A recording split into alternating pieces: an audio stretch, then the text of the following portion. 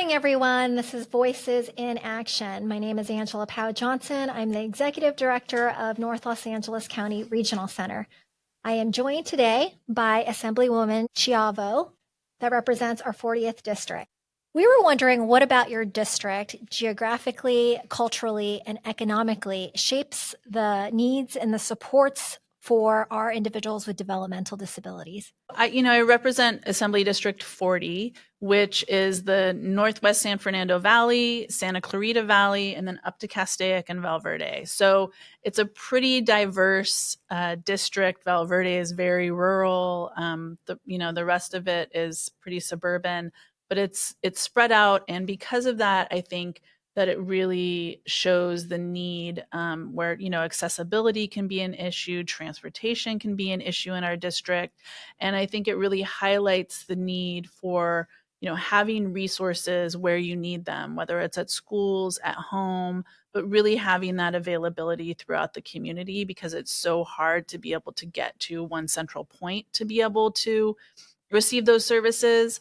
And I think that that's a really important piece of making sure that everyone in our community has access to the services that they need.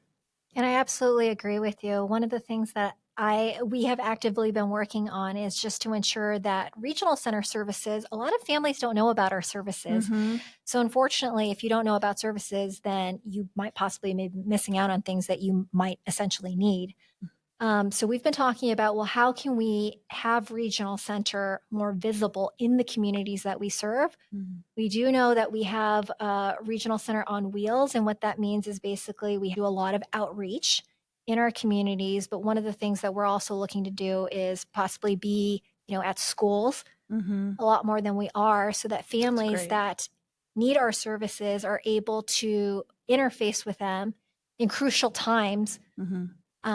So that's these are wonderful. the things we're looking I at. love the regional center on wheels idea. And I think, that's one of the challenges and one of the things that I've noticed since I've gotten elected too, and that we've really focused on in our office, is that there are a lot of different programs and different supports out there in the world or in the state, and a lot of people just don't know about them. And so, we spend a lot of our time and effort communicating different programs that are available at the state level, as well, to make sure that people are able to access things they're eligible for, that are there for them, that people just don't even know about in the first place.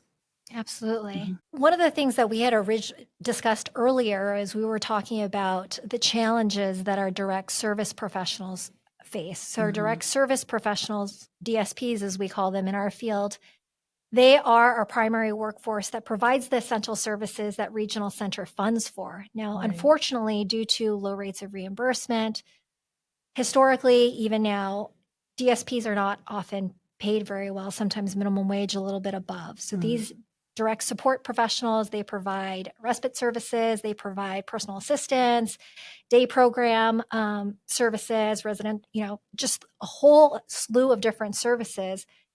Unfortunately, as a result of, again, no benefits, low wages, and then also not really being recognized as a professional entity, there's a lot of turnover.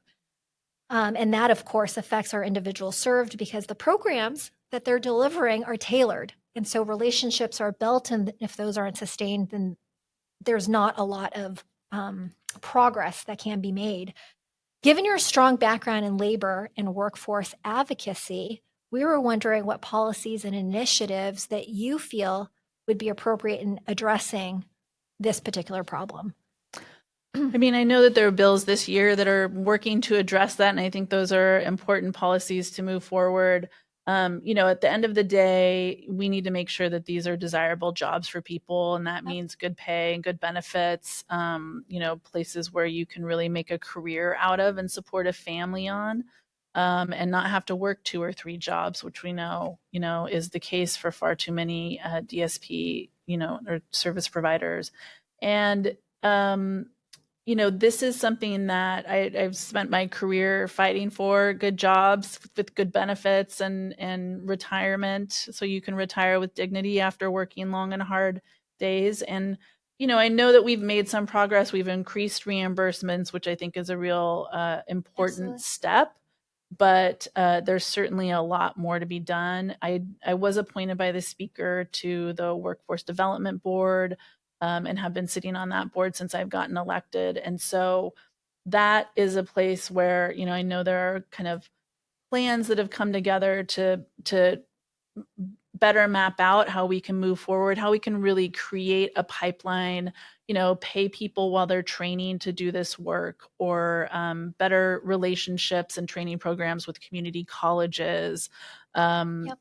more supports for people who are going into this work, whether it's with childcare or other, supports that they may need to be able to do the work in the first place. So I think, on in positions and careers like this that are so important and so essential for folks in our community, we have to get creative about thinking about how we create a real pipeline to this Absolutely. work, but then not just a pipeline, because when you have a steady flow of people going into a job where they don't stay in for very long, that's not the whole solution. And so we need both the pipeline, and we need to make sure that we're making these sustainable jobs and jobs people can stay in for the long term as well. And so, we need to continue to push to increase wages, to make sure that benefits are paid for, and that we support the programs that will create that pipeline as well, to support having the capacity that's needed for the community.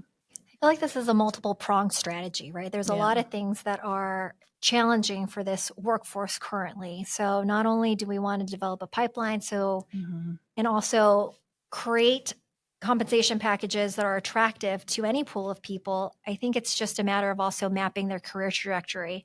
I think I had shared with you Right. earlier that I've met some DSPs that are very, very devoted. They've been, working in the field for about 10, 20 years, same type of Mhm. job. There has been no career progression. And Yeah. so, and they are the very select few that are doing that, right? If you think about it, not a lot of people would stay in a job that pays minimum wage for so long. So I do see this as there's just multiple things to look at. With all that being said, there's been so many studies that have looked into the challenges that this workforce faces.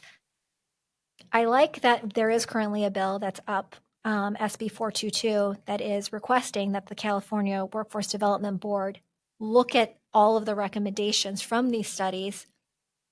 What do you see being the biggest barrier for us to push forward with some of these things? I think, and I guess let me be a little bit more concise. It seems Mhm. like these challenges have been known for a while. There's been so many studies. I think we are at a point where we're like, well, we know what we know. When are we going to get to a point of Right. action? Yeah. Yeah. Um, I mean, I think like anything that we try to do at the state, with the biggest challenges is funding. It comes down Yep. to being able to we can, push a lot of really great bills that do wonderful things, but unless there's funding attached to it and it's in the budget, to pay for that work to happen, it's very hard to make it become a reality. And I share your frustration. We've identified a bunch of issues that we already know. We already know what they are. We already know what the problem is. We already know what the solution is. Yep. But it's a matter of actually doing what we know we need to do. And we're going to have to, we always talk about our budgets being a reflection of our values, and we're going to have to decide, where are our values, and are we going to really make sure that we're supporting people with disabilities in a real way, and stepping up on solutions that we already know are there. And I think that, that's something that there continues to need to be pressure to hold, everyone, all of us, to account in Sacramento, to make sure that when we're putting together those budgets, that is, as a priority, and that, we're remembering the faces and the Sure. community members that those dollars represent supporting. No, absolutely. There's lives tied to every one of those dollars. Absolutely, yes. So, as we're talking about budgets, and we know there's Mhm. been so much discussion about potential budget cuts and all of that, do you see this Yeah. gaining traction anytime soon? I mean, I think, as much as we can figure out the things that we can do with the lowest cost will be the most opportunity to make Sure. gains. Um, at the same time, we've been hearing from our budget chair that, it's important for people to be just fighting to protect what we already have at this point as well. And so, I want to be completely honest. We're facing a really, really difficult budget this year. I know I'm on the health budget subcommittee. And so we are, looking at the Title X funding that's cutting clinics. We're looking at the Medicaid, which is Medi-Cal in California. And I know a lot of folks with disabilities rely on that. Tens of billions of dollars potentially being cut in the state, and us not having an ability to backfill that. And so there's going to be real challenges, and I think it's going to be important that we, at the bare minimum, hold the line and protect the most vulnerable as a top priority, and that continues to be a priority of mine. I know it's been, we've consistently as a caucus said that is our priority as well, in the Assembly Democratic Caucus. And so I hope that, that's going to be shared across the Assembly and across the Senate in terms of what kind of budget we put together at the end of the year. But that's what certainly we're prioritizing at the Budget Health Subcommittee, and in our hearings and discussions, and through our discussions as a caucus as well. So that bleeds into my next question. I think you set that up so well. One of the other questions that we had is, how can we, as regional center, the community at large, service provider, self-advocates, individuals served, how can we band together to protect these essential services for our community? Yeah. I think that advocacy plays such an important role here. I come out of advocacy and organizing, and so I am 100% a believer in the power of the people, and truly believe that is the most powerful thing that we have when it comes to our political system. And so, I think that the conversations that you all have, that the clients who are being served have with their assembly members, with their senators, with the governor's office, are really, really important, because those are the things, the stories really cut through. Sure. Personal stories really cut through the numbers and the things that we all know, right? If we all know these things, why aren't we doing it, right? And I think the stories are the things that cut through that and really make, connect with people's hearts and their values to act. And those are the things that we remember in committee hearings, or, budget votes, or whatever those things are, right? And so as much as, your voices can be elevated at the local level, at the state level, for advocacy days, taking actions to really show the breadth of who's going to be impacted if these services are cut or harmed in any way, and the importance of not only protecting what we have, but making gains and making sure that we're moving forward and expanding. But those voices, and the voices of the community here are really, really critical to make sure that folks making decisions and taking votes like I take in Sacramento are held to account. That makes a lot of sense. I know one of the things that we're hoping for is, next week has been coined the Disability Week in Action. So there are several Medicaid rallies that are occurring up and down California. I know regional centers and the community at large, we're all going to these rallies. North LA community notwithstanding, we are also going to be there. Great. With all that being said, as I try to appeal to our greater community, I know there's some political inertia sometimes, because some people have often said, I don't think our voices make a difference. That's the only way anything ever happens. I tell you what, nothing happens in Sacramento without pressure and pushing. And it's truly impactful. And I think now especially is a moment where people need to use their voices. Now especially is a moment where people need to speak up and talk about the pain and suffering that people are going to experience as a result of the federal cuts that are happening, that are going to have not ripple effects in our state budget, but tidal wave effects in our state budget. And so as much as people can lift their voices up here, and put pressure on the state level, but also at the federal level. and anyone who can, get messages to the federal government to stop these attacks on basic necessities, essential services that people rely on to survive is so, so important right now, because I think we need to make sure that there is a human face on the, efficiency that they say that they're enacting at the federal level, but is truly, cutting off lifelines for people in our communities.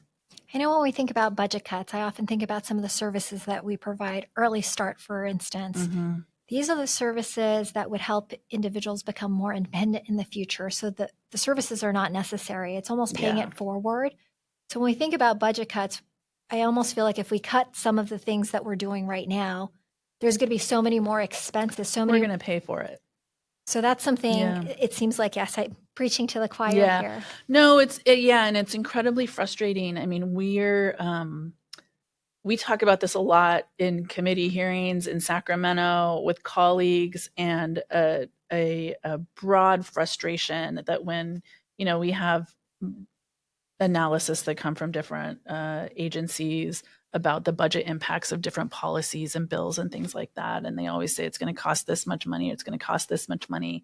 But they never calculate how much it's going to cost if we don't do it, right? If we don't provide health care to people when they need it and they end up going to the emergency room all the time, how much is that going to cost us, And so, so it's frustrating that it isn't incorporated. I mean, certainly I think we as legislators try to incorporate it as much as we can. And it's one of the reasons we do the bills that we do, because not only do we know it's the right thing to do, but at the end of the day, a lot of this is going to save us money in the long run. It's just like preventing homelessness, and putting a little bit of money into prevention is going to save us so much money in terms of trying to get someone off the streets after they've already been. And it's the same thing about getting people services, making sure they're self-sufficient, at certain levels, and able to, even work with support or whatever it is.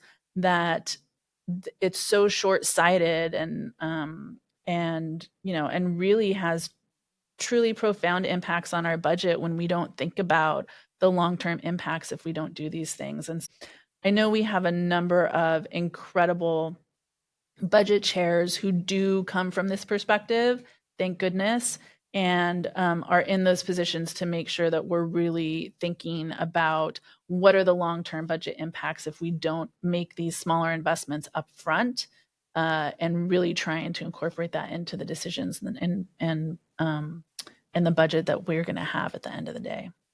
No, absolutely. And I think sometimes, sorry, and we can move on to another question soon, but when we think about long-term effects, it's not even that, I wouldn't even say it's that long-term in regards to, let's just say for early start services, when we're talking about a child that is missing their developmental milestones, when we provide speech therapy, occupational therapy, whatever it might be, we change in just perhaps a couple of years the trajectory of that person's life. But even within 5 years, we can see how much paying it forward affects 5 years down the line. Right, because how much more services you would need if you don't have that gain in the early years. When I first got out of college, I worked in Head Start program, and so I know how much brain development in those early years is so critical and so important, and such an amazing opportunity that really sets you on, like you said, a certain trajectory, right? And so we have to make sure that we're protecting, those things that really have profound impacts for decades in people's lives if we don't make those investments and don't have those interventions early. We appreciate that. I know that we are running out of time, but we did have another pressing question. Sure. I know, as somebody who is a public figure, and as you're endorsing a lot of different legislative bills and all of that, and you speak for the people, sometimes it's hard for people to know that there is a person there doing all of this advocacy. So one of the questions that we had was, what is something that your constituents might not know about you? I asked this question to Assemblyman Lackey not too long ago and found out he really likes house music. So that was really surprising and fun. Wow. That is really surprising to me too. Oh my goodness. We would love for you to have a fun tidbit that beats that. Oh my gosh. I don't think I can top that. I mean, I think, obviously I'm a mom. I'm a single mom. And so I drag my poor kid back and forth to Sacramento every week. But I'm very grateful for it. And I think a lot of the work I do comes from the perspective of, you know, being a mom and wanting to make sure that those we care about most have what they need in life and the ability to succeed. I love hiking in my community. The Santa Ana Mountains are right next to where I live in Chatsworth. I live in the San Fernando Valley part of the district.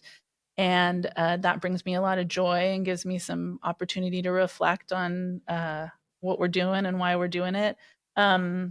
And I think, like, a fun little tidbit, I actually am a pretty good salsa dancer. Oh, And very cool. I love salsa dancing, and I actually am starting to host events with my friend comes and teaches a salsa lesson, and so you should come. You should come on and join Absolutely. us. I did And check out your shoes. I feel should like those come. could be good salsa Oh, shoes. Am I right? yeah, Yeah, there yeah. we You go. can salsa in any shoe. Those you will just want to do it. But yeah, I love salsa dancing for sure. Oh, fantastic. Well, thank you so much for your time, Assemblywoman Schiavo. I know you Yeah, have a hard stop, so we wanted to respect yeah. that, but we appreciate all of your insights. Of course, it was wonderful to meet with you. Thank you so much for the incredible work you do for folks with disabilities in our community. I know, you know, how critical it is, and I certainly want to continue to work with you to fight in Sacramento to make sure that they have what they need. We appreciate that. We have a great team. Yeah, Thank you. thank you.